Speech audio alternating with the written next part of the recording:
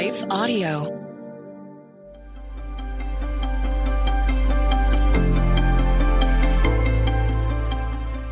Welcome to the Crosswalk Devotional. We're glad to have you listening with us. Today's topic is compassion.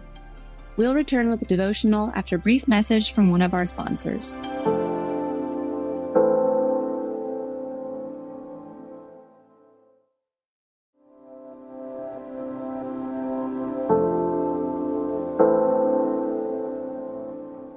How to Be Compassionate by Aaron D'Anthony Brown.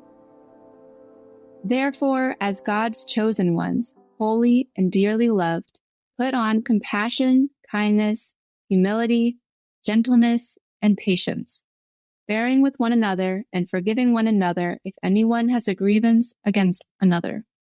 Just as the Lord has forgiven you, so you are also to forgive. Colossians 3 verses 12 through 13. The meaning of compassion. Compassion is one of those words we don't hear all that much these days. Obvious when looking at how we treat those with differing views, especially those from the opposite political party. It's also one of those words that has a deeper meaning than what immediately comes to mind. The prefix com means with or together. Think words like communicate or community. The noun passion means suffering or enduring. Think of the film Passion of the Christ. If we combine these two words, then that means compassionate in the etymological sense is defined as with suffering or suffering together. Through Jesus, we see a past, present, and future example of what constitutes perfect compassion. Through him, we also recognize our current lack in the area and where we need to improve.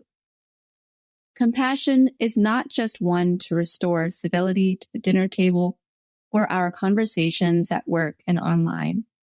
Compassion is how we go about living our daily lives in a way that honors and emulates Christ. Intersecting faith and life. Calling ourselves compassionate is easy, but living in a way that honestly embodies this concept is much more difficult.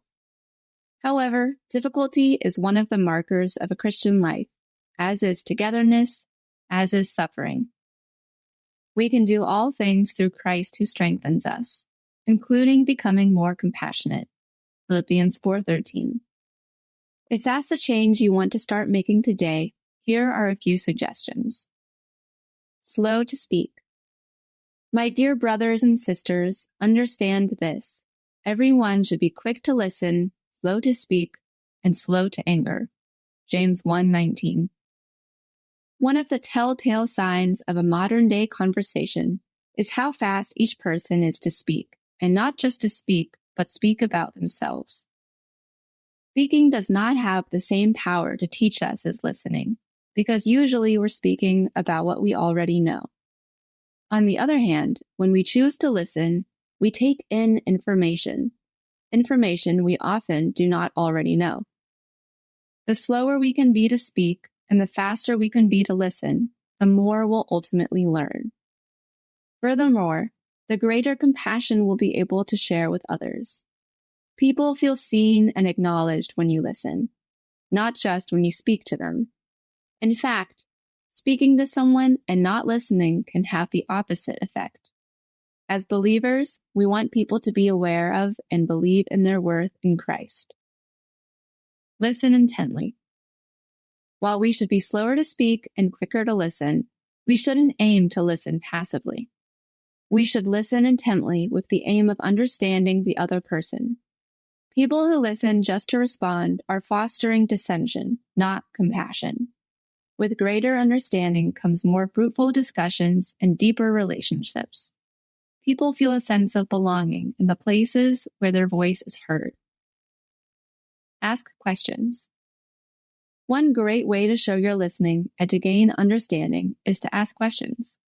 Dig a bit deeper in conversations and show people just how much you really care. Don't rush to judge. The word judgment means to come to a conclusion. We all judge, despite how many times we claim just the opposite.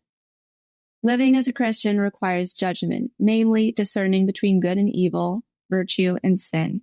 There's nothing inherently wrong with judging, but where we go astray is rushing to judge. If we hurry to label others, we miss opportunities to serve and be a source of compassion to those in need. Even when we think we have someone figured out, let's make sure our conclusion has supporting evidence and is not just an assumption. Be present. If we are to suffer alongside someone, then we have to be with them in the present. Today, one of our constant temptations is to put off our in-person connections for something electronic like social media. Doing so limits our ability to bear one another's burdens. Let's admit the obvious. Do we feel more connected when talking to someone online or face-to-face? Be honest. Lying for the sake of not wanting to offend is no means compassionate, nor a behavioral trait of Christ. Compassion requires honesty, especially if we're hoping to serve someone in a way that brings about change in their lives. Don't flee conflict. Similar to fearing honesty, being overly non-confrontational is not Christ-like behavior either. While Jesus was not a man who walked town to town scolding everyone who came his way, Jesus was also not the pacifist that some portray him to be.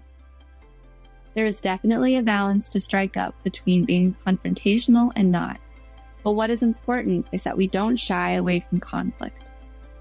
The reason we can appreciate the good in life is because we know the bad. The same applies to our relationships.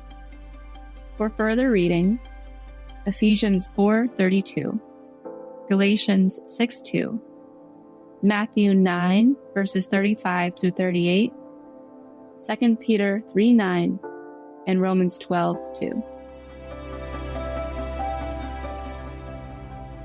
The Crosswalk Devotional is a production of Life Audio and Salem Media.